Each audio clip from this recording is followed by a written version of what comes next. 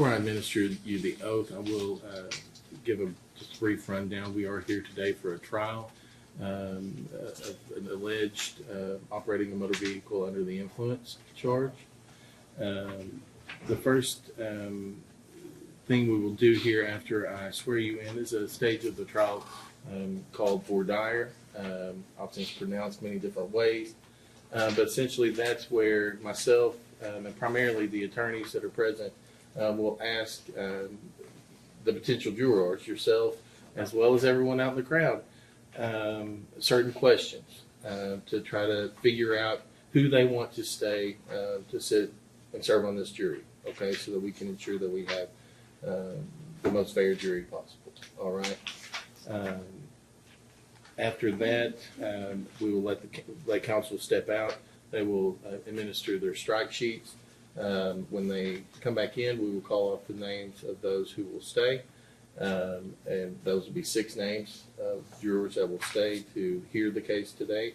And at that point, then everyone else will be released. After I swear you in here in a moment, again, I'll be swearing in everyone that's present. So the questions that will be asked will be directed specifically to you 12 over here in the jury box. But I need everyone to be listening to the questions in case one of these jurors or several of these jurors may be stricken at any time. And when you come up to take their place, potentially, we'll be asking if you would have answered in the affirmative to any of the questions previously asked. Okay? All right. If I could have everyone raise your right hands.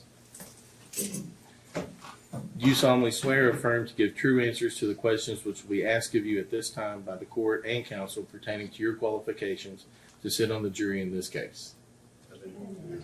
All right. Briefly, I will start with a few questions, and if you could, if the answer to the question is something that you do not want to say out loud, you'd like to discuss that to let the attorneys know specific reasons, perhaps a health issue or something like that, feel free to let us know, and we can approach up here, turn the white noise on to where everyone can't hear your business. Okay. All right. Do any of you, first off, have any health issues or physical problems that you believe would prevent you or cause difficulty in sitting in this case today? Okay. We could be here a little while. I'm not sure how long it'll be anticipated we'll be here. I don't think we'll be here at supper time tonight, but just let me know if you have any health issues that would prevent it. Okay. Do any of you have any business or family commitments which would materially inconvenience you in sitting on the case today? Pete is my cousin's husband. Okay. Yeah. I didn't know. All righty. Yeah. You're talking about Mr. Faulkner? Yeah. Okay. All right. Any issues with that gentleman? Or? I judge if you'll just ask her the standard if she thinks that will impact her ability to sit. Do you believe that will impact your ability to sit on the case and be impartial in making your decision today? No, it should. Okay. Okay. The case today is the Commonwealth versus Mr. Danny Faulkner. Defendant sitting right over here, Mr. Faulkner in the blue. Do you, if you'd like to stand, do any of you know Mr. Faulkner or related to him by blood or marriage? Other than your relation? Okay. All righty. Thank you, Mr.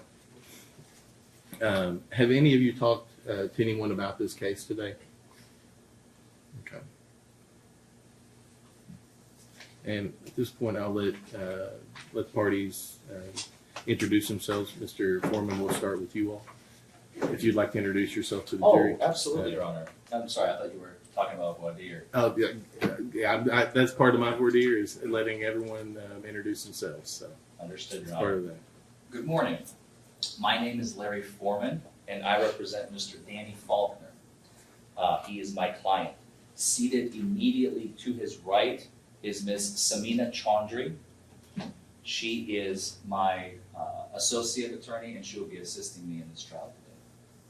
Thank you, Mr. Foreman. Mr. Leader. Ladies and gentlemen, my name is William Leader. I'm the assistant county attorney here in Rockcastle County. I work for Jeremy Brow, who is your elected county only witness I believe I will have today will be Mr. Blake King, who is an officer of the Mount Vernon Police Department. All right, thank you, Mr. Leader. Is anyone here related by blood or marriage to any of the attorneys or officer involved? Anyone personally acquainted with or employed by or have any sort of business relationship with any of the parties involved? Well, I'm acquainted with William Leger. He was the assistant county attorney under my brother Billy Reynolds. Okay, all right. Do you believe that that would No, prevent you from making an impartial decision No. today? Okay. I'm sorry, Your Honor, she stated she used to work for the office, is that what I heard? no, my brother was Billy Reynolds. He was county attorney He was the prior prior to Jeremy county Brown. attorney. Understood, okay, thank you so much.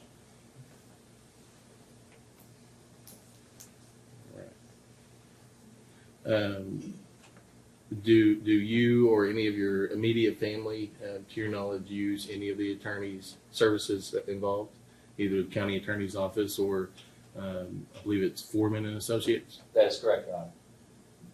Okay. Can you think of any other reason? Now, the attorneys are going to get down a little further in their questioning, but can you think at this point of any other reason that you should bring to my attention today that would perhaps disqualify you or prevent you from making any sort of impartial decision today? I work in the clerk's office. I don't know if that would make. In the circuit clerk's office downstairs. So, anybody have any issue with I that? think same question, Judge. Same question, Your Honor. Do you believe that you could make a fair and impartial decision in the matter after hearing the case? Have you had any direct involvement with this matter by your work in that office? I haven't even looked it up. You handle other types of cases for the office, correct? Yeah. Okay. All right. All right. Anything further on that? No, Judge. Okay. All right. We will let counsel now conduct your voir dire. Real bit, I believe. You can. Yeah. Maybe if we could help about this thing, because it's kind of a pain. It's got wheels, but it doesn't steer somewhere, does it?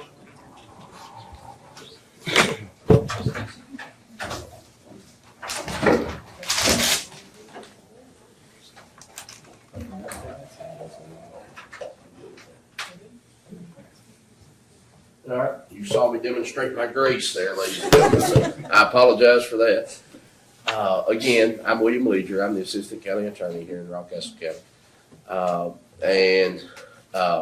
There were questions asked about if any of you know me personally. The same questions would pertain to Mr. Jeremy Rao, who is the elected county attorney for Rockcastle County. I'm assuming that you know him. Yes. And Marcia, of course, you would know him. Is there anybody else that's familiar with him? So the fact that you know Mr. Rao, does anybody think that would affect your ability to sit here as an unbiased juror today and render an opinion either for or against the Commonwealth of Kentucky? Okay.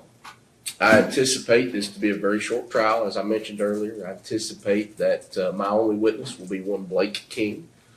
Do any of you guys know Mr. King personally, related to him? I know it's a small community. Okay. So thank you guys for being forthcoming and actually participating in the questioning. It does make it a lot easier and a lot quicker as long as you can give me affirmative or positive answers or dispositive, either one, as long as I can ascertain what your opinion is. So what I anticipate you will hear today is this is going to be a DUI trial. And there will be evidence that, or at least testimony, that I believe that Mr. Forman was under the influence of alcohol at the time he was operating a motor vehicle in Rockcastle County. Before we go down that path too far, let me ask you, does anybody here think that it is illegal to drink and drive? Okay. So if I told you that not only did I have to prove that Mr. Forman had consumed some alcohol and driven a motor vehicle, That's not enough. Or excuse me, I misspoke. Not Mr. Forman, Mr. I'm Faulkner. really Excuse me. Am I in trouble? Excuse me. Did I walk into the wrong? So that Mr. Faulkner actually, that not only did he consume alcohol and not only did he operate a motor vehicle, that's not enough. Does that make sense to you guys? I also have to prove that he consumed that alcohol to the point that he was under the influence of it while he was operating. So just because he drank beer doesn't mean he's guilty. Everybody can accept that, right? So I have to prove, and I feel confident that I can, but you understand that it is my job to prove that he was under the influence of whatever controlled substance, whether it be alcohol or some other substance at the time he was operating. Okay. So also, is there anybody here that thinks that, of course, I'm sure everybody saw CSI and shows like that on TV, that there's all this evidence that can be gathered and things like that. Is there anybody here that could not render a guilty plea if, after hearing all the evidence, that you thought that he was guilty of DUI, but you don't see any forensic evidence of that? So, does anybody think I have to show you a blood test, a breath test, something like that in order to get guilt? Does anybody believe that? Okay, you stopped responding, so let me ask you again. If, after hearing all the testimony, even if it's just witness statements, if at the end of the trial you believe that Mr. Faulkner is guilty beyond a reasonable doubt, could you render that verdict without scientific evidence?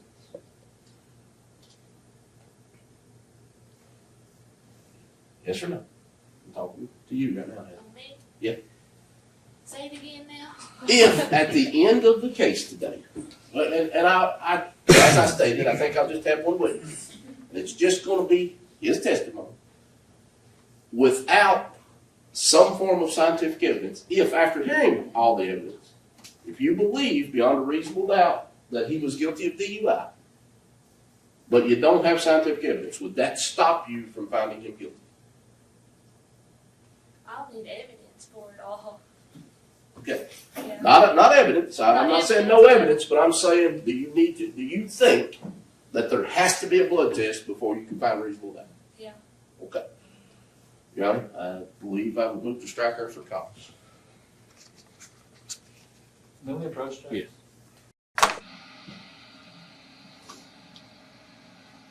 Can we have her up there so that we can? Ma'am, if you could come. You're not in trouble, I promise. I work in a nursing home, so Oh, You're okay. in violent residents, I'm always in trouble. I can understand that. I'm used to it. So just to protect the record, Your Yeah. Honor, I want to make sure, because the question was asked, do you feel like, well, first of all, the question that was not asked, it was asked by the court. Do you feel like you can be fair and impartial based on, she said that she can be fair and impartial despite the fact that she knows Danny. Now, if I remember the question correctly by Bill, he asked, do you feel like you need chemical evidence in order to convict? And what was your response? Yeah. You need chemical evidence in order to convict. Not evidence, but like, I guess.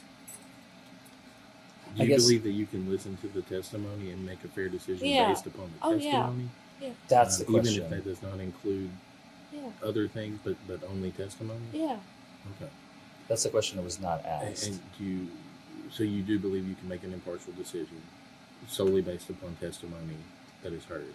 Oh no, I stick with what my gut, not because he's my Okay, and I'm not talking about the relation. Yeah. But Mr. Leger was questioning about other evidence that's out there that you could potentially hear in some cases. Mm-hmm. He was basically asking, if you did not hear that evidence in this case, you just heard testimony perhaps, do you still believe you can make a fair decision? I believe my question, Judge, was. Well, let her answer. Hold on. Well, that wasn't the question she was let her originally answer. She Hold was on. pondering the question that the judge just asked her. Do you believe you could I could make a fair decision make a fair based decision. solely upon the testimony that you hear? Yeah. And I think Mr. Leger specifically asked about perhaps testimony of. My question was, if at the end of the day I can't produce a blood test, will that prevent you from being able to find guilt if all the other evidence indicates he was under the influence? Oh no, it won't prevent me. Okay. Okay. No. All right. Thank you. You can This be is my seated. first You one. can be seated. I understand. It can be confusing. You're fine. That was a tough question. It was worded in a way that even I was confused. All righty. Go ahead, Mr. Leacher. So, let me rephrase that so maybe I can make it a little clearer. So, my question is this. Basically, the situation will be, there will be some testimony from this officer about a wreck that Mr. Faulkner was involved in, and there will be some evidence that he refused to submit to field sobriety tests, which we'll go into more detail about. I do not have a chemical test to provide to you today. Is there anyone here, and I wasn't picking on you, I was going to go down the list because nobody responded one way or the other. If, after hearing all the evidence I have, based on that evidence and that evidence alone, if you believe he's guilty beyond a reasonable doubt, is there anybody here that could not find him guilty of DUI if I do not have a chemical test? Would you have a problem doing it? No. Would you have? No.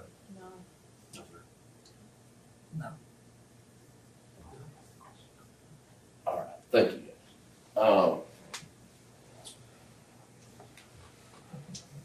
Is there any other reason that you guys, something going on with you in your personal life or anything like that, that might keep you from being able to sit as a juror today impartially? Because Mr. Faulkner is entitled to a fair trial by impartial jurors. I don't want to win a trial because anybody here has a family member that was killed in a DUI crash or anything like that. I want to win this trial today because I feel like he was guilty, and I think I can prove that to you. So is there anybody here who has any personal involvement with a situation involving DUI? Either you've been charged with DUI, or you had a family member that was charged with, or you've been involved in a crash involving a DUI, or you have a family member that was. If you do not want to discuss that in open court, if you'll just raise your hand or something, we can bring it up to in front of the judge and do that quiet. So is anybody?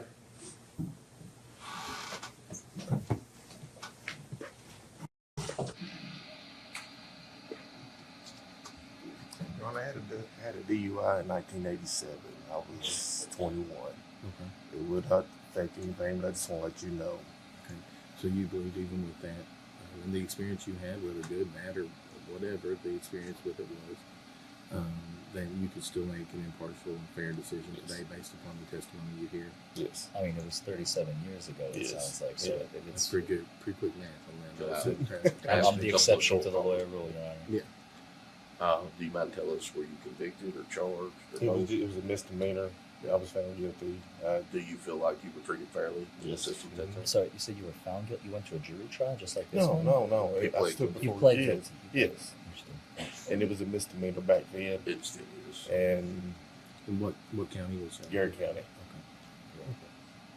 All right. Anything further on that? Not for me.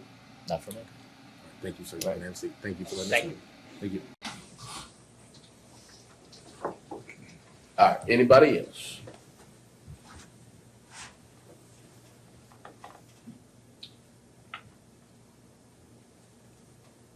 I think that's all I have this time. Y'all would ask if they would accept it. All right. Mr. Forman? Yes, Your Honor. If I may have just a moment. Yes.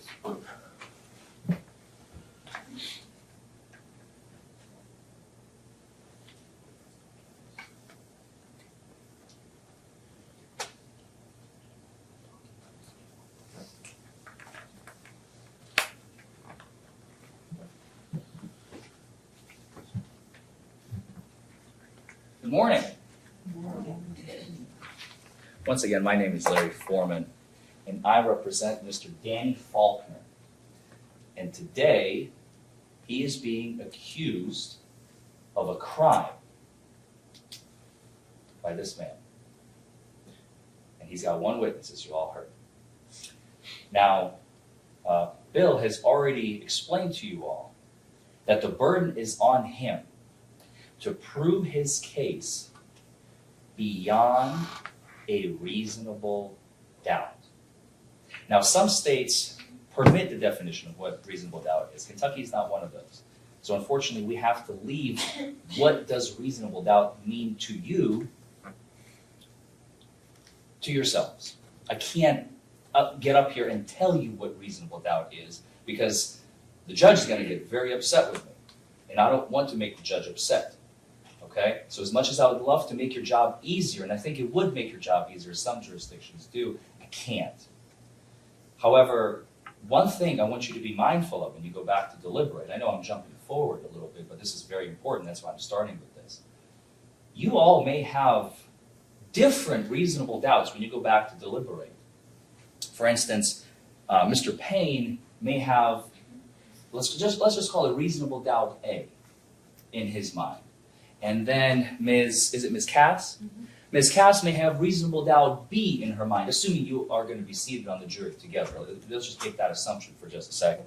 And Mr. Phelps, you're going to have reasonable doubt C. And Mr. Polly, you're going to have reasonable doubt D. You don't have to agree on which reasonable doubt governs, if you will. If you all have at least one reasonable doubt about Mr. Faulkner's guilt, about Danny Faulkner's guilt at the end of this trial, you must find him, shout it out. Not guilty, right? Say it again. Not guilty. Why? I'm going to pick on somebody. Is it Ms. Toom? Or Mr. Toom? Tremblay, probably. I apologize. I must have started spelling your name and I didn't finish. I'm missing a few letters there. Trumbly. Yes. I apologize, Mr. Trumbly. Mr. Trumbly, why is that? Why must you find Mr. Faulkner not guilty if you have a reasonable doubt in your mind? That's a good question I can't really answer. Anybody want to volunteer? Before I pick on somebody else? I will feel it too. You're not seated on my jury, thank goodness.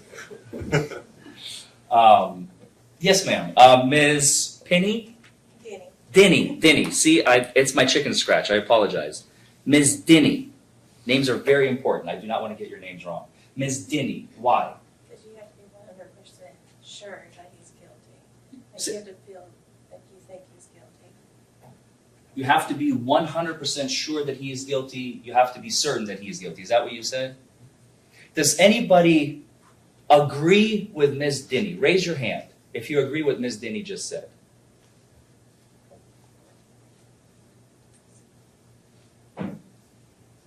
Does anybody disagree? I think we have one, so I'm going to have to pick on you. Is it Ms. Millett? Millett. Like the grain. Like the grain. Yeah. Why do you disagree with Ms. Denny? It's beyond a reasonable doubt. Beyond a reasonable doubt. So, again, since we can't define it for you, it seems like you are in the same territory, but your independent individual definitions of the term are different. Would that be a fair statement? Probably. Okay. So that brings me to my next question. And I'm warning you ahead of time.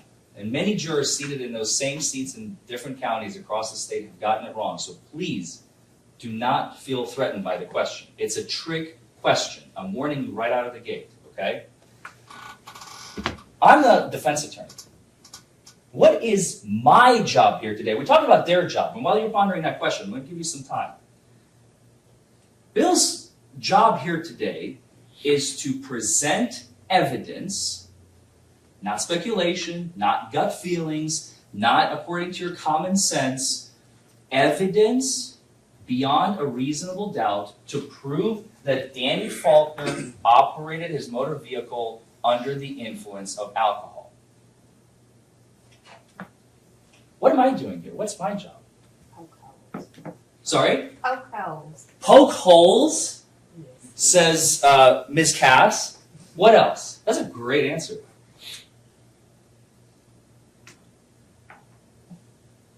Oh, come on. Give me a bad answer. Somebody's got a bad answer here. I always get it. Shout it out if you don't want me to call on you. Or maybe give me a good answer. You guys, I think you're on top of it. What do you think? What is my job here today? To poke holes, says Ms. Cass. Does anybody agree with Ms. Cass? Yes. I'm just a hole punch. To defend him to the best of your ability. To defend Mr. Faulkner to the best of my ability, says Mr. Payne. Kane. Thank you, Mr. Kane. C-A-I-N. Mr. Kane says to defend Mr. Faulkner to the best of my ability. Anybody else? You have to give us a reason to doubt. I have to give, finally, Ms. Millett gives me the golden nugget. I usually get, my job is to prove his innocence. That's my favorite one. That's another wrong one. Sorry, Ms. Millett, I'm going to pick on you. Yeah. But what did you say again? Sorry? I don't remember now. You have to give us a reason You have to doubt. give us a reasonable doubt. Does anybody want to tell me why Ms. Millett? I'm going to pick on you, but thank you so much, honestly. I know, Thank you. that's what you're... She's like, I'm the sacrificial lamb. Why is Ms. Millett wrong? Does anybody want to tell me?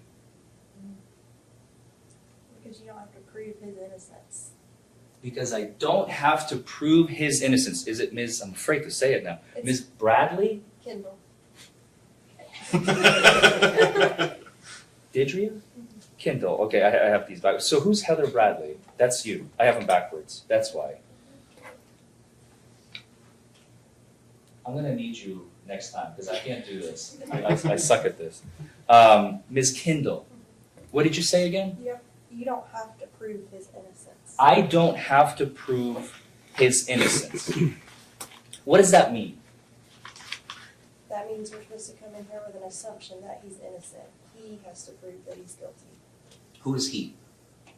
The prosecutor, the government, right? The Justice Department branch of the government, Yes. right?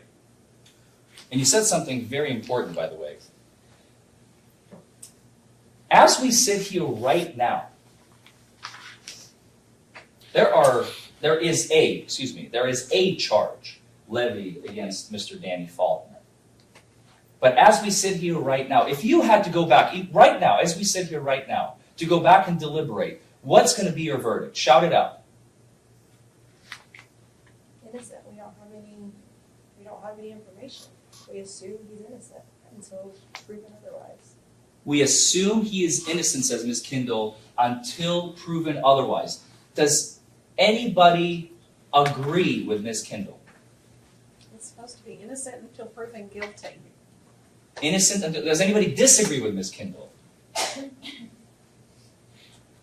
Innocent, what did you say, Ms. Miller? Innocent until proven guilty. Innocent until proven guilty. See, I love that phrase because that is the common parlance in our vernacular, to say innocent until. The only reason I dislike it is because it presumes an inevitability, meaning he's innocent until he's proven. There's a better phrase. Innocent unless the government proves him guilty. So innocent unless the government presents sufficient evidence to where the 6 of you that will be chosen for this case, and are we picking 6 or 7, Your 6. Honor, with an alternate? I intended 6 since we're not. It's not like an all-day trial. Probably I was probably going to do 6, but we can discuss that before we decide that. Thank you, Your Honor. So the 6 of you that will go back to deliberate, that is your job. Does that make sense? I don't have a burden. Does anybody not like that? Maybe you're sitting there going, I do want you to do something. I don't want to just sit here and listen to the government. You seem like a likable guy. I want to hear you speak some more. Does anybody not like that? Can you rephrase the question?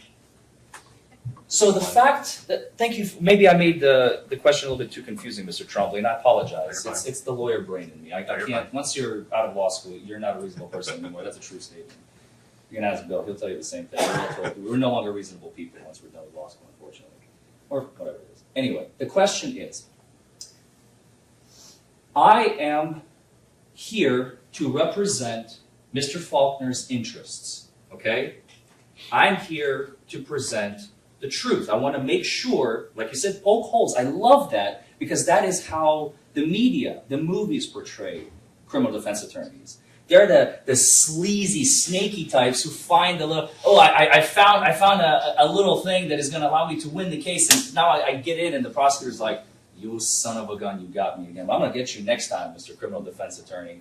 They give us a bad rep, and I know this, and I have to fight it every second of today, internally, and with you all. It is subconscious. It is not something that we are going to have a conversation, and I'm going to cure all potential preconceptions or misconceptions about criminal defense work. But the reality is, I am here to make sure that Bill doesn't overstep any boundaries, doesn't trample on Mr. Faulkner's constitutional rights, or his state rights, or his statutory rights. I am here to make sure that his rights are protected, right? I don't have a burden. I could be sitting here the entire trial, and I wish I had a deck of cards with me because we would actually demonstrate. I could be seated with my back to you all the entire trial and be like, do you have a seven of hearts? Do you have a queen? Oh, next witness? Yes, Your Honor. No problem. And if by the time Bill is done presenting his case, he does not prove his case beyond a reasonable doubt, and I haven't asked a single question, and I haven't said a single word, what must your verdict be? Guilty. Why? Because you essentially didn't ask anyone on the jury any questions, essentially acting like you don't care about your, I guess, how is this word to put it? I'm lost for words, I'm sorry. Why is Mr. Trumbley wrong? Does anybody want to say? And maybe I phrased the question incorrectly, and I apologize. Before I ding you, I think I left out a piece in that question. After we are playing cards with Mr. Faulkner the entire trial, and I don't ask a single question, and I don't say a single word, and Bill does not prove his case beyond a reasonable doubt in your minds. That's the part I forgot to say, and I skipped over it in my head, and I do apologize. Well, if you put it like that, then it would be hard for me to say whether he's guilty or not. Even though he's proved everything, I would still assume he's guilty because, well, I'm sorry. I'm still trying to wake up, so I'm not fully coherent. You're totally fine. Let me ask you the question a different way. Okay. Well, first of all, let me pick on somebody else. I'll come back to you, Mr. Trumbley. Okay. I'll come back to you. So let's pick on Ms. Olinger, the clerk downstairs. Same question, and I'm going to extrapolate the full question for you, because I think I made it a little bit confusing.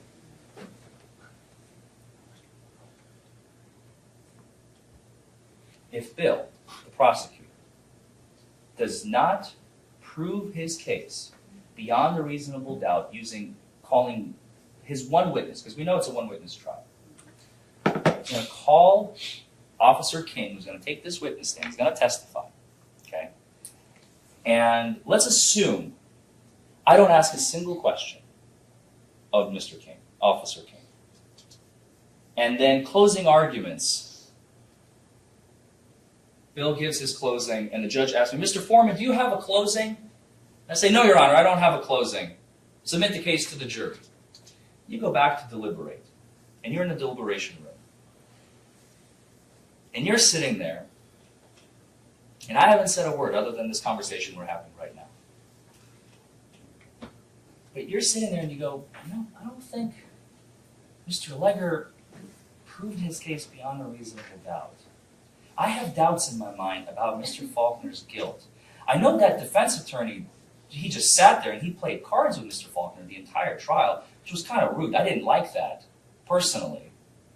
But Mr. Legger did not prove his case in my mind beyond a reasonable doubt. What would your verdict be?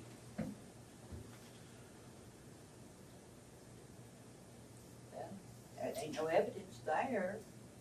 I know you don't say anything. I might want to say, but if I want to ask that defense attorney something. What must your verdict be?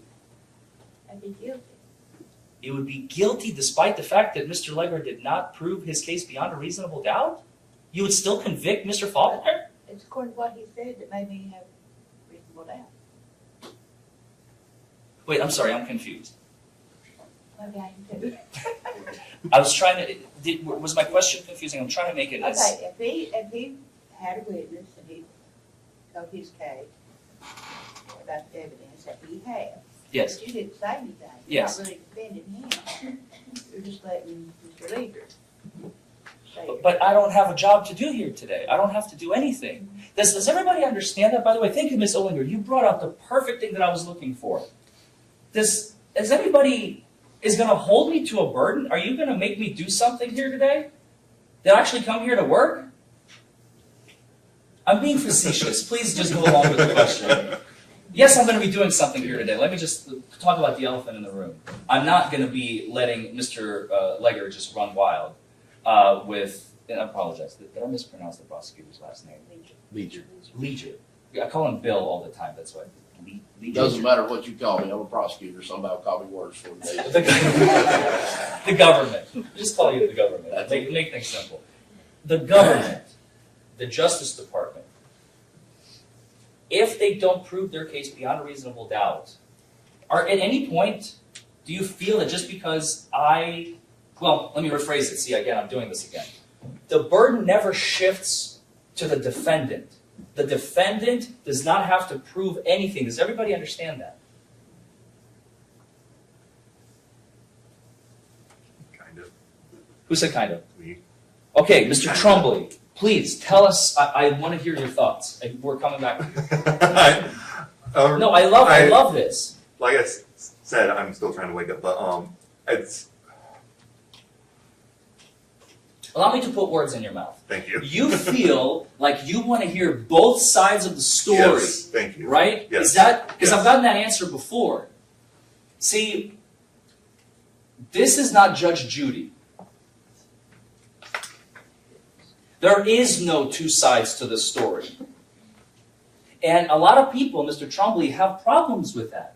And I have no problem if you have a problem with it. I not that I don't have a problem. It's just, I guess more the merrier, I guess would be the best way of putting it. Well, because you want to make an educated decision here today. I mean, a man's freedom is on the line. A man's freedom is at stake, right? Yeah. So it's reasonable and rational because let's say, I'm going to make this simple, but it's going to sound stupid. You're fine. Let's say two cats got into a fight. Two felines, right? Two cats, actual cats. And you have to separate the parties, right? If they could talk, you would ask the first cat, well, who attacked who first? He did. Okay, I'm going to go talk to the other cat. And he did or she did or whatever, right? And you would have to decipher, because you want to hear both sides of the story, right? We are biologically ingrained, and this is where the justice system turns that on its head. Because at the end of this case, you're going to hear jury instructions coming from, you don't need to. Okay, thank you. These are a preliminary, this is not the final copy, this is a preliminary copy. This may change throughout the course of the trial. But these are a preliminary copy of the jury instructions that you will hear at the end of this case. And Judge Hardy is the one who is going to be instructing you, not me, not Bill, not the prosecution, not the defense. They're going to come from the court, okay?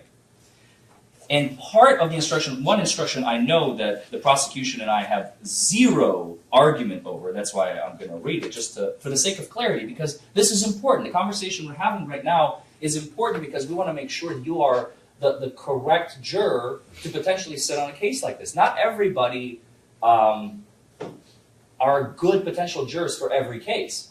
What you're talking about is more akin to a civil standard. How many of you have sat on a jury before, first of all, before I dive into this? Because this is perfect. Ms. Kendall.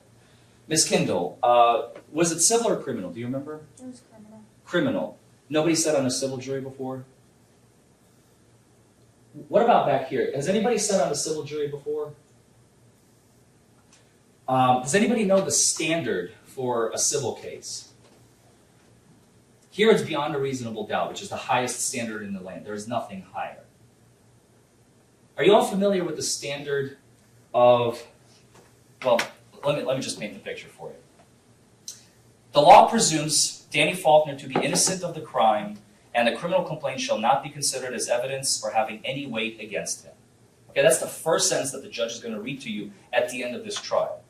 The law presumes, I'm going to read it again, Danny Faulkner to be innocent of the crime, and the criminal complaint shall not be considered as evidence or having any weight against him. Do you all understand that? Does anybody not understand it? Okay. You shall find Danny Faulkner not guilty unless you are satisfied from the evidence alone and beyond a reasonable doubt that he is guilty. If upon the whole case you have a reasonable doubt as to his guilt, if upon the whole case you have a reasonable doubt as to his guilt, you shall find him not guilty. Does everybody so far understand? Are you with me? Okay. So the justice system creates a almost bastardized version of normal human communication, Mr. Trump.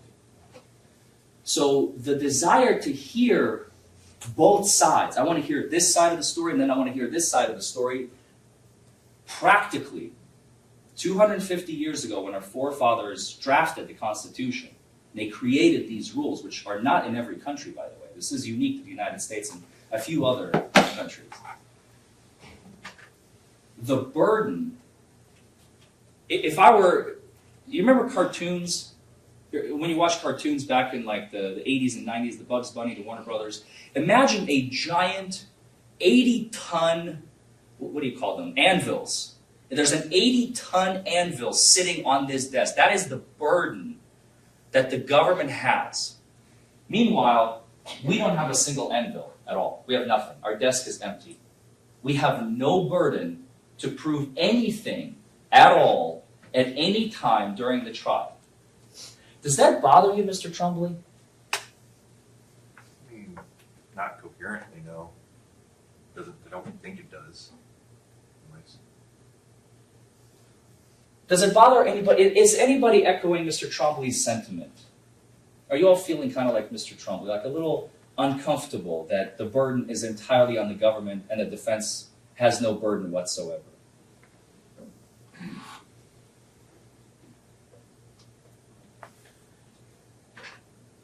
Shout it out. I'm going to start picking on people.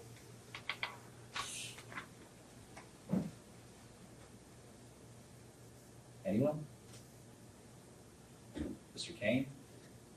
Well, the way I see it, if the prosecution has to build a case and you have nothing on yours, you have to defend with what you've got. Does that make sense? Tell me more. Prosecution is doing their job to find Mr. Faulkner guilty. Mm-hmm. Okay. So he has to come with everything he has to present, hey, he's guilty. Okay. You're going by what Mr. Faulkner relies on you, tells you. So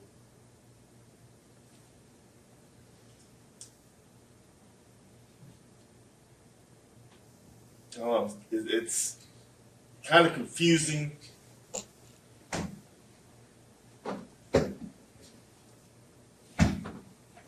I can't seem to put it into words, but basically what comes down to, you have just a little to work with to prove that he's innocent. A little to work with to prove that he's innocent. See, you finally said the magic words.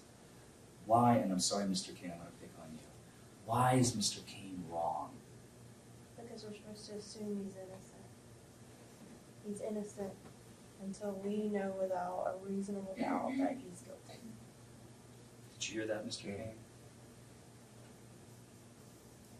So does that change because this is, like I said, it is ingrained in our DNA. We want to hear both sides. And the building that we're in, how many of you all go to church? How many of you all are churchgoers? Sorry, 1, 2, 3, 4. So about half of you, give or take half of you. You go to the temple of God, right? Am I the only one who calls it that? Am I the only weirdo in the room? The temple of God, right? Today, we are sitting in a very unique building. And I'm going to pick on you two, Mr. Kane and Mr. Trombley, because you didn't say anything wrong. You said exactly how you feel, and this is what this is about. Because we're sitting in a building that I like to refer to as the temple of law. And the temple of law has certain rules, specific, rigid rules, and the rules, again, are going to come from the judge at the end of this case.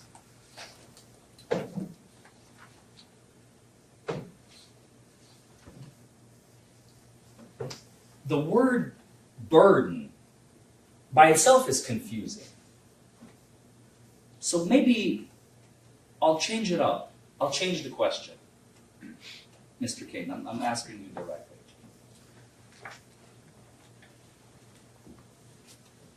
If the prosecution, at the close of this case, let's just pretend, regardless of what happens and how it happens, I'm going to make it A to Z, okay?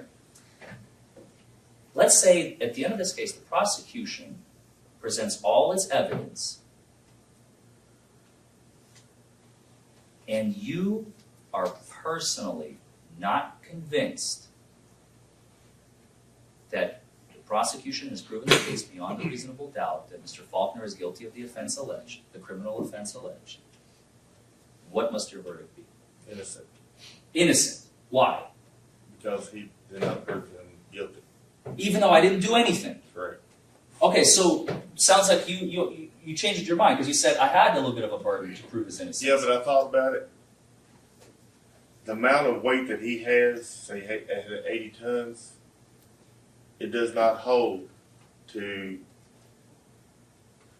proving innocent. You're innocent until proven guilty. You're innocent until proven guilty. That outweighs the 80 tons. Ms. Katz, same question. Do you feel that you would feel uncomfortable if you didn't hear anything coming from the defense table? Sorry? No, I wouldn't feel uncomfortable. I'm not. Do you feel like you need to hear both sides of the story? Do I need to? No. Would I like to? Yes. Are you all starting to understand how unique this place is and how unique the chairs are that you are sitting in? This is not a soap opera. This is not a let's hear what this side has to say, and then let's hear what this side has to say, and I go, yeah, this side is stronger, therefore I'm going to vote not guilty.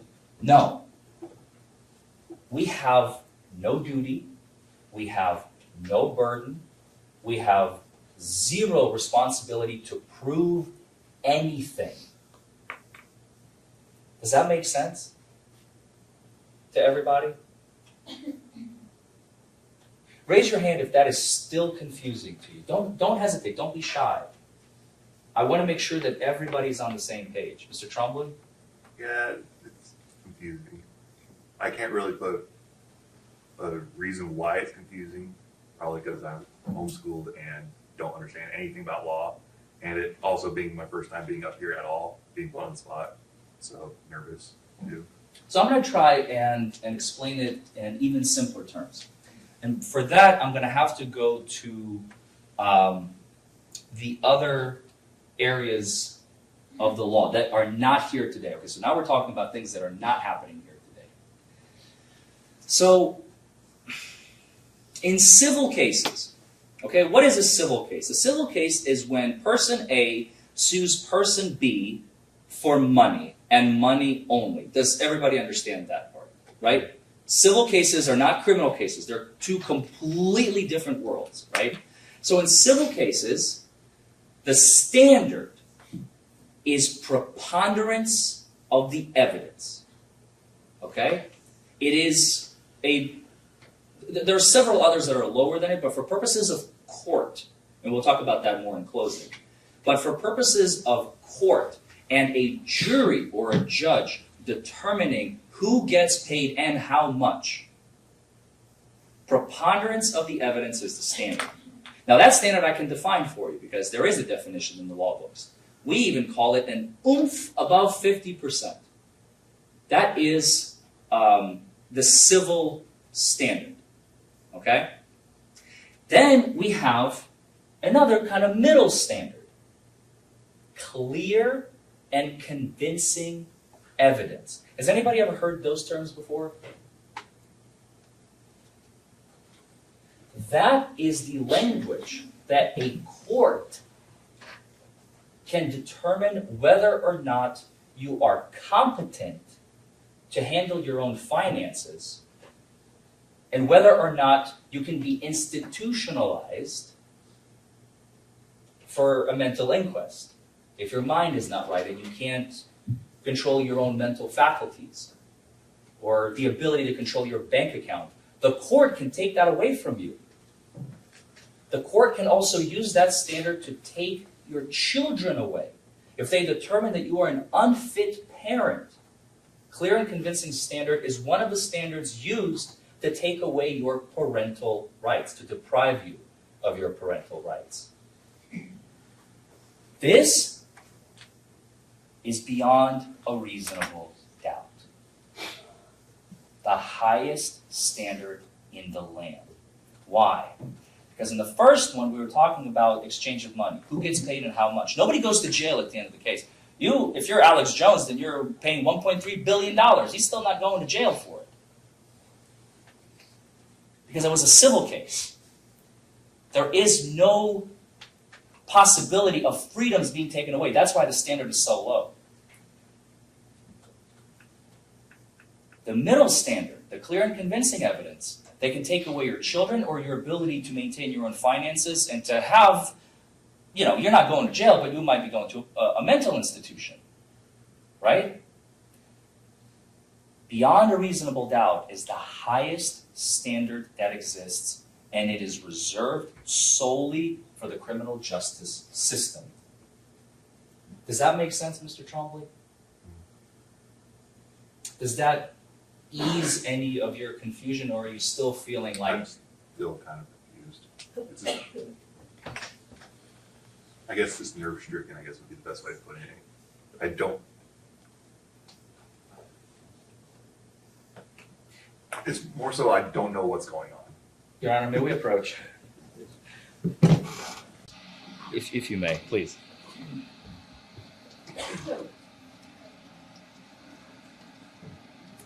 You're not in trouble, I promise.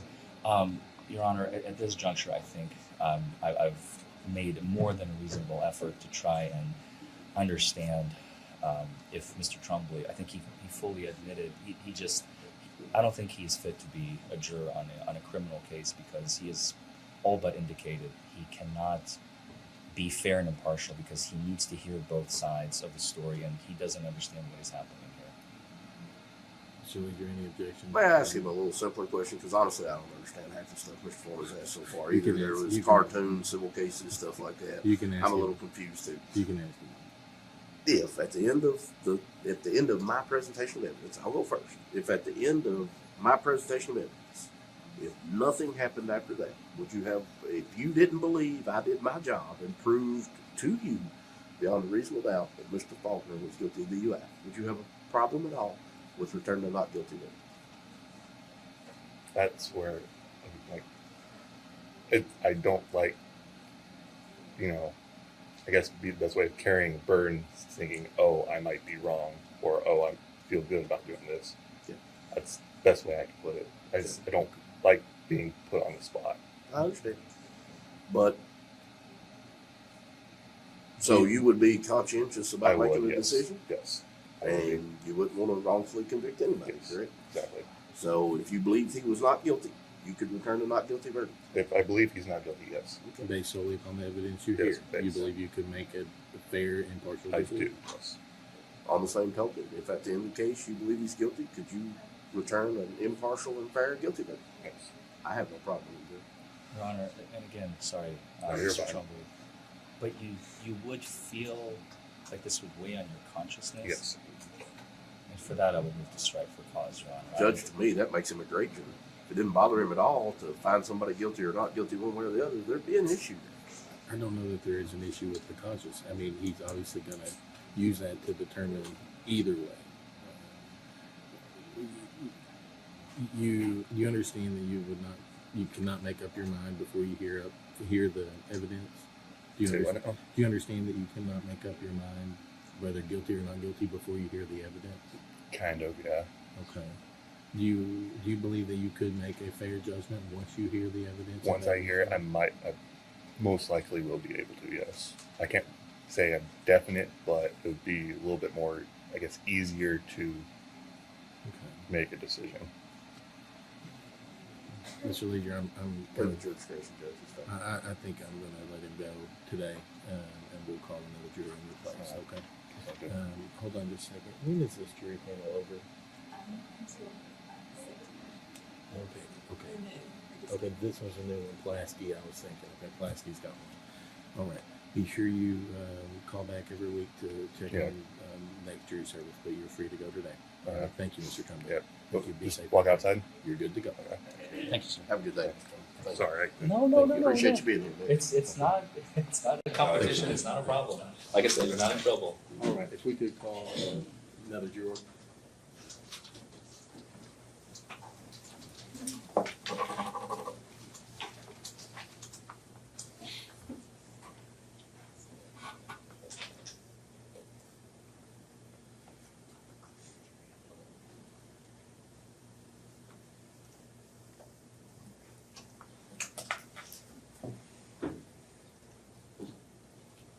As everyone anxiously awaits.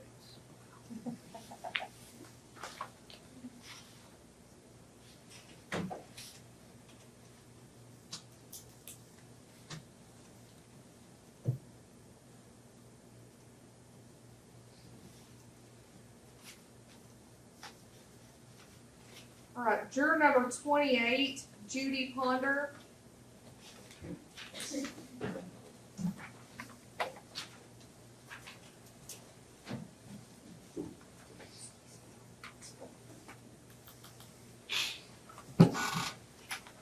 Ms. Ponder, thank you. Before you have a seat, have you been able to hear all the questions been asked? Would you have answered in the affirmative to any of those? No. Okay, all righty. Thank you. You may be seated. Oh, thank you. I was going to ask you for all right, you can proceed. Thank you, Ryan. Good morning, Ms. Ponder. Good morning. Were you able to listen to the questions that were being asked while you were seated in the jury pool? Yes. So, sorry, I have to pick on you, Ms. Ponder, since you're a fresh face. What are your feelings towards or about the fact that, as we discussed here with the jury panel today, that the prosecution has this enormous burden put on them by the Constitution to prove their case beyond a reasonable doubt, and a defendant doesn't have even like 2 or 3 or 1% of that. He has absolutely zero burden to prove. How does that make you feel? I'm okay with that. I can vote not guilty if the evidence does not support that.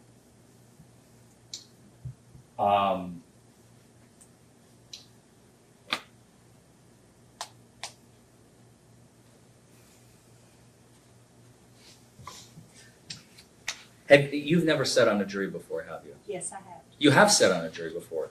What kind of jury was it? It actually was civil. It was civil. Do you remember the standard? Yes, I do. Do you remember what it was? Just what you read. Preponderance of the evidence? And But if you don't mind my asking, tell us about that case. How long ago was it? It was several years ago. Several years ago. Tell us from what you remember. What was it about? I don't remember the details, but I've been on the jury several times, and so some guardianship cases and those types of things primarily. Guardianship. Mm-hmm. I know what guardianship is. Can you tell us what guardianship is?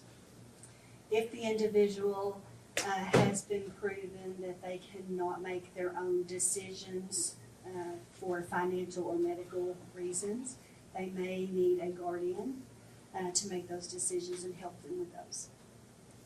Do you remember the standard in those cases, in the guardianship cases? I don't remember the standards. Does clear and convincing evidence ring any bells? It's okay if it doesn't. No. It's a legal fiction. It's a legal term. Only lawyers use it, and we only use it in terms of jury trials when you are to determine the same. So you have sat on guardianship cases before. Yes. Have you ever sat on a criminal trial before? I don't believe so. Okay.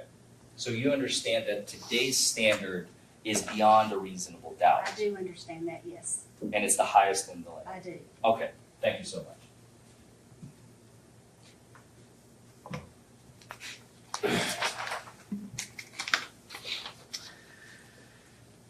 Okay.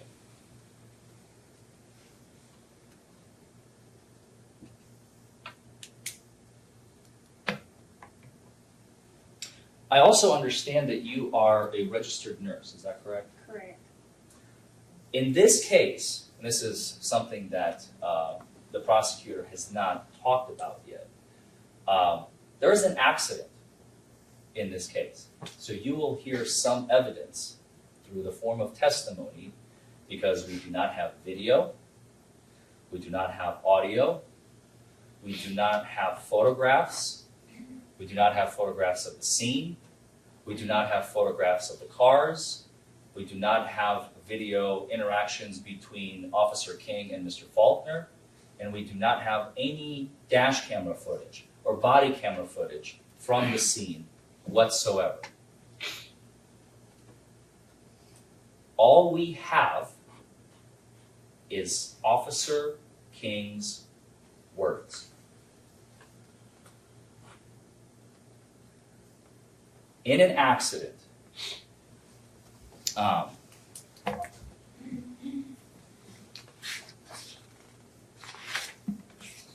since you have experience, I imagine, with accident victims, Ms. Ponder,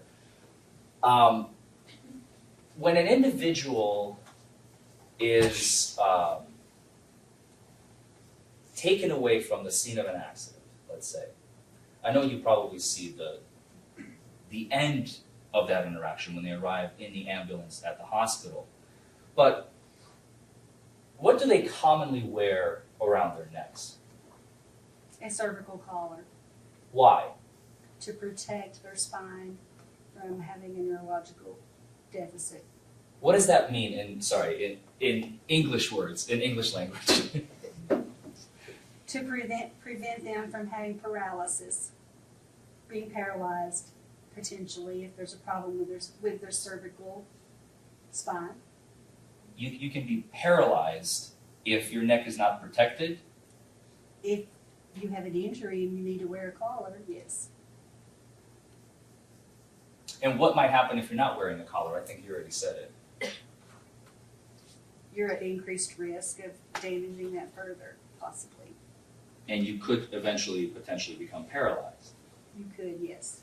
Not in all cases, No, but sometimes. yes. And in order to prevent that, EMS personnel will often put a neck brace To protect the patient. to protect the patient from potential future paralysis. Is that a yes? Yes. Sorry, we need it for the record. I saw you were nodding, but we need it for the record. Thank you so much, Ms. Ponder. If I may have a moment, Your Honor.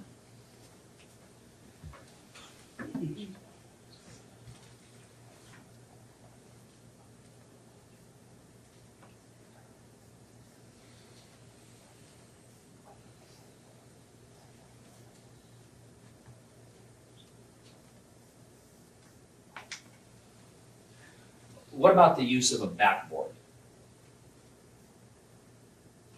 What's the question? The question is, what is a backboard used for? There are various reasons. It is used to transport the patient from the scene of the accident onto the stretcher and into the hospital, but to protect the patient as well. How does that protect the patient? It keeps their body in alignment so that there's no twists or turns. To keep their body in alignment so there's no twists or turns because they're on a rigid surface. Your Honor, can we approach briefly?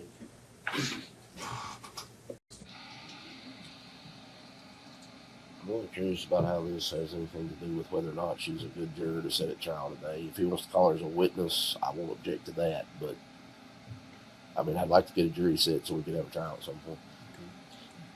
If I may respond. Your Honor, this is an accident case. That we're going to hear testimony, I imagine, from at least Officer King about the fact that he visited Danny in the hospital, that Danny received medical treatment, and that he was arrested at 4:01 a.m. and placed in handcuffs by Officer King in the hospital and then taken to the jail where he spent the night. All of this is relevant because I want to make sure that this juror understands what is happening, and she's the best qualified juror to answer the questions that I have about the accident that is going to come into evidence. If we could keep it brief. Judge, I would point out that what if she wasn't a nurse? Right. If he wanted to bring a nurse, he could have done it. This is not testimony. It's whether or not that she can be an impartial Of juror. course, if she is selected as a potential juror, her expertise will inevitably be part of the jury deliberation, I'm sure. And I'm sure you're getting That's why I'm asking these questions. I just want to make sure that she... I'll be brief, Your Honor. Okay. Understood. Thank you. Thank you, Your Honor. Okay. So the backboard is used to protect the individual's, is it their spine or their body from movement because it keeps them rigid, is that right? It keeps them securely attached to the board so that they do not move other parts of their body for potentially causing problems. And I why is don't know what, it's not rigid. it's not rigid? I'm sorry, I put words in your mouth. So why is that important? Let me rephrase the question. Why is that important, a backboard? To protect the patient from further possible injury if there is underlying conditions. Okay. Now, the reason I was asking these questions is because, like I said, this is a case where an accident has occurred. And we will talk more about that as the trial progresses. Has anybody ever been in an accident before? Okay, keep those hands up.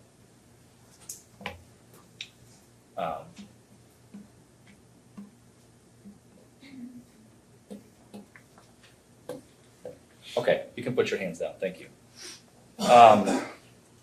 Mr. Polly, you were involved in an accident? Yes. If you don't mind my asking, and by the way, at any point, if you don't want to talk about this, because I know it may be very personal and private to you all, we're more than happy to address any answers and any questions that you may have at the judge's bench, okay? So if you don't want to answer from your seat, just raise your hand or say something to me and we'll come up here, okay? All right, so Mr. Polly, if you don't mind my asking, when did the accident occur? 2 years ago. 2 years ago? And were you the driver or the passenger? Driver. You were the driver. Can you tell us what happened? One poured out in front of me and I hit it. I'm sorry, say it again? One poured out in front of me and I hit it. Somebody pulled out in front of you and you hit them. Were you at fault? No, Why? it was both fault. Both at fault. Why? He moved over, I got him. Did he cut you off? Yeah. So how are you at fault? That's why you put it down. That's the way the officer wrote it down? That's why the insurance. That's the way the insurance wrote it down. Is that how you felt? Not really, but ain't what you can do. So, my apologies, Your Honor. Screw the insurance company. I want to hear your opinion. Do you feel like you were at fault for hitting an individual that cut you off? No. Why? I could have been authority if you didn't try to cut me off. Cause what? It could have been authority if you didn't try to cut me off. If he didn't cut you off, you wouldn't have hit him, Right. right? Thank you. Thank you, Mr. Pauly. Ms. Denny, you were also involved in an accident. Again, if you don't mind my asking, how long ago was that? Gosh. Sounds like a long time ago. Yeah, my son was just like 10 months old, so around 21 years. 21 years. Do you remember anything about it? That seems like Oh yeah, a long time ago. Yeah? Were you in the vehicle? yeah, I was a driver. You were the driver. What happened?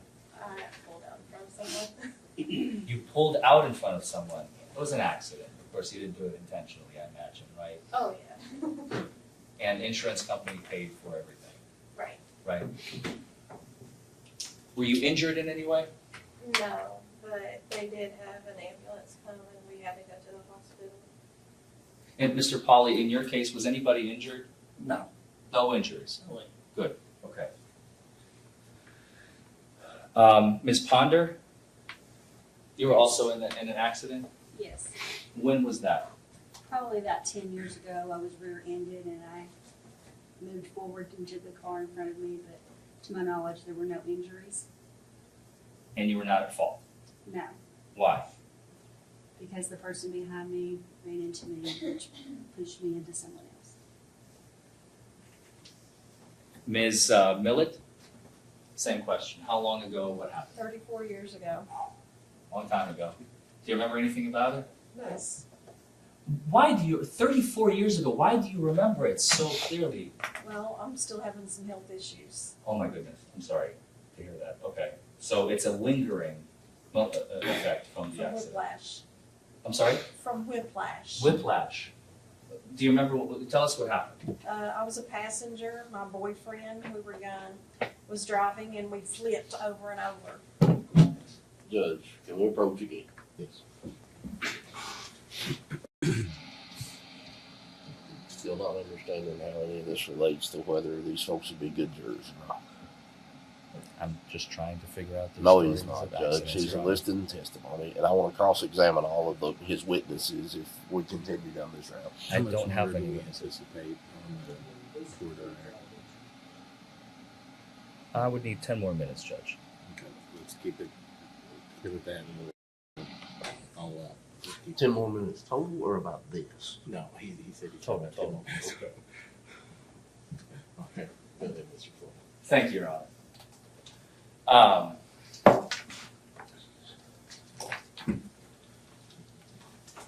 Ms. Kendall? Yeah. Same question. About 5 years ago, I was rear-ended. So not at fault. And last but not least, Mr. Phelps. I know I skipped a couple. Yes, it was about 31 years ago. Long time ago. Yeah. Do you still remember it? Not really. If you don't remember it, then I'm not going to ask you any questions about it, okay? 'Cause- I was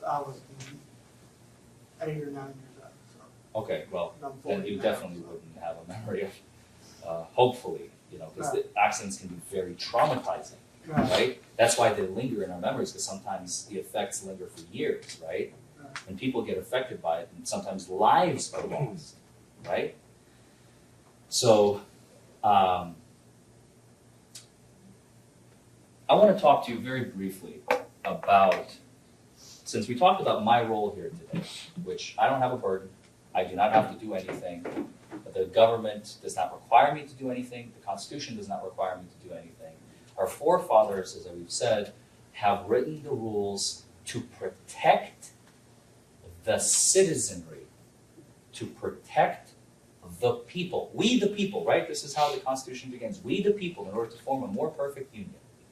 We the people, to protect ourselves from the government, because they got tired of the goings-on in England. They got tired of the corruption. They got tired of the constant abuse of power by the government to the people. And that's why they formed the United States of America. And they wrote the Constitution and they all signed it. We call them patriots. The English call them traitors. We understand why. Here today, their words ring true just as they did 250 years ago. You see, they understood, and nothing against the prosecution, they understood that government has a tendency to overstep its boundaries, to overstep their power. Anytime you give them a little bit of power, they want to take a little bit more. And maybe they'll take a little bit more. And then they'll take a little bit more. And so on and so forth. And before you know it, you look back and all your rights are gone. So in order to protect the people, you all, myself, Mr. Faulkner, and everybody else in this room, save for who's seated at that table, from that table. You see, the government sometimes has a notion, and I haven't heard it from the prosecution here today, but sometimes they say, we work for you. No, they don't. They are a branch of government. This is the Department of Justice that is acting with a referee in the room. This is the only individual in this entire room that does not belong to any camp. He is a neutral arbiter and a neutral shot caller between, if we have a disagreement or an argument, Bill and I, Judge Hardy makes that call. He's the only one in the room that doesn't belong to a single camp. We all belong to the group that I like to call, that our forefathers called, John Adams, George Washington, and so on. The people. So don't let the prosecution confuse you and pull the wool over your eyes, because their burden is great, and that is because 250 years ago, our forefathers knew and foresaw that in order to protect us from the government, certain rules must be in place. And that is why we come back full circle to what we started to talk about. Mr. Faulkner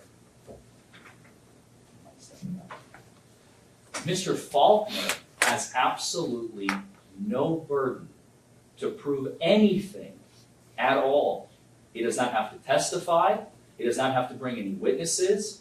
He does not have to present any evidence. He doesn't have to do anything at all. The burden, that 80-ton cartoon anvil that we talked about, that Mr. Kane even alluded to, rests entirely on the government. And at the end of this trial, I am certain that based on all the evidence that you will hear, you will render a verdict not guilty. Thank you all very much. Anything further, gentlemen? Not from the Cowboys. Any challenges for cause at this time? No, You're Your Honor. taking those up as we've gone. So if the clerks would please provide the strike sheets to counsel. You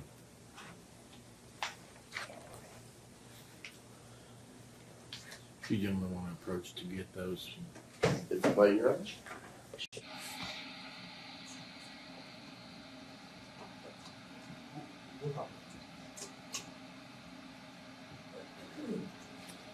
Do you, if I give you 5-10 minutes to step outside, is that good? Was that 5-10 minutes to step outside? Mr. Forman. Sorry, yes? If I give you all 5 or 10 minutes to step outside. 5 minutes is fine. Cowboys. I don't need more than 5 minutes, Your Honor. Okay, if you would like to step outside with co-counsel and your client. Yes, we will. And, We'll be back in I'll just have the bailiff. 31 minutes after or so. Sorry, take it.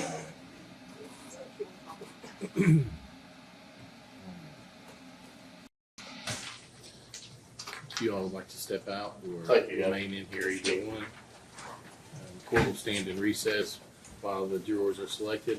When we come back in, the next step is to figure out the remaining jurors, and then everyone else will be free to go. All right. Court will stand in recess for about 5 minutes. All right, court is in recess. Sorry.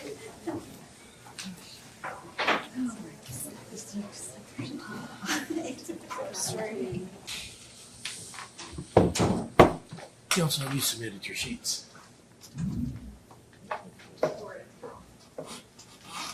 Were there 6 different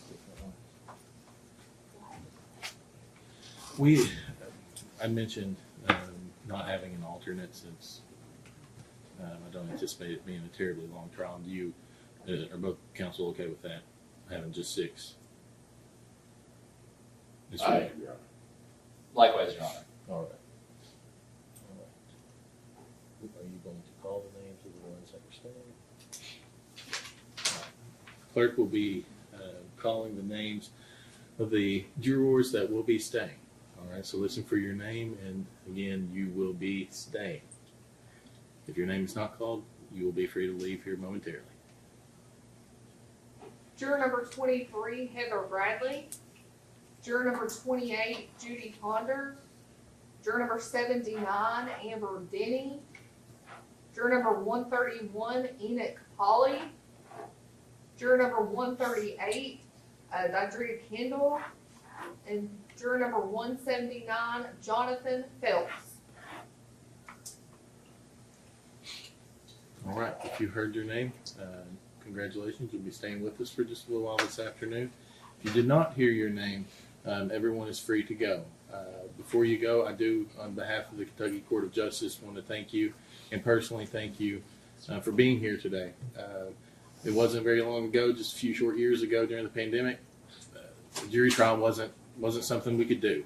All right, it's a vital part of our system, as you've heard both counsel mention today, and I truly appreciate you being here. All right. With that being said, please call back next time to make sure you're not needed, or to see if you are needed for the next jury trial date. All right. Thank you. Be safe.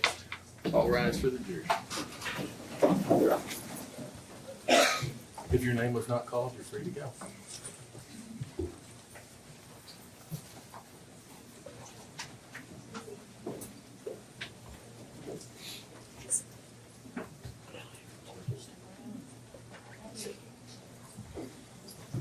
Do any of y'all like a couple-minute break? Maybe use the restroom? Anybody? I already did. Everybody's good for now? Okay, then we'll go ahead and proceed. If we may have a 5-minute recess, Your Honor, if that's okay with the court. We can take a short 5-minute recess, and then we'll let the jury retire to the jury room. Is there someone already over there? Your Honor. Your Honor. Yes. Oh, can We can move.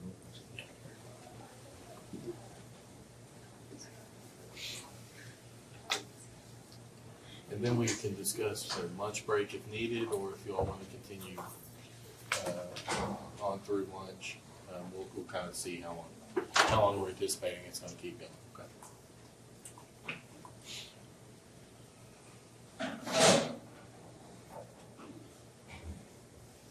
All right, we'll take 5 minutes. While the jury retires, all rise for the jury.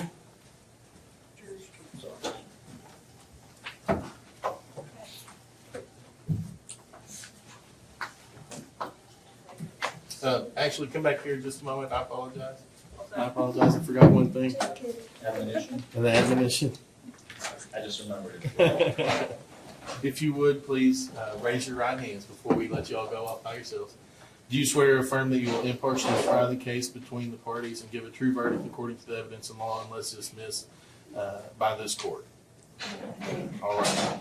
At this time, as we're letting you step out, I do want to admonish each of you that while this case is in progress, you're not to discuss the matter with one another at this time. While you're back in the jury room, you should not discuss it right now. Just take care of your business as far as using the restroom. I will ask that your phones be turned over. We have a box out here where they'll be kept secure by the bailiff. I don't think there'll be an objection to this. If you need to text family real quick or something, say, hey, I got selected. It may be a little while. My phone will be on silent. You won't be able to get a hold of me. You're free to do that real quick. And then we'll set that in the box. But you should not talk amongst yourselves about the case. Don't try to do any independent research about the matter. That time will come in a little while. Okay, after you've heard the evidence, I'll change your admonition to allow you to talk about that. Okay. And I also want to further admonish the parties, their attorneys, and witnesses, anyone else having an interest in the outcome of this case, not to have any conversations with any of the jurors. If you're out in the hallway, run into them, don't think they're rude. They're going to put their head down and keep going. All right, they're not allowed to talk to you at this time. All right. Anything further, counsel? No, Your Honor. All right. You can retire for a few minutes, and we'll call you back in.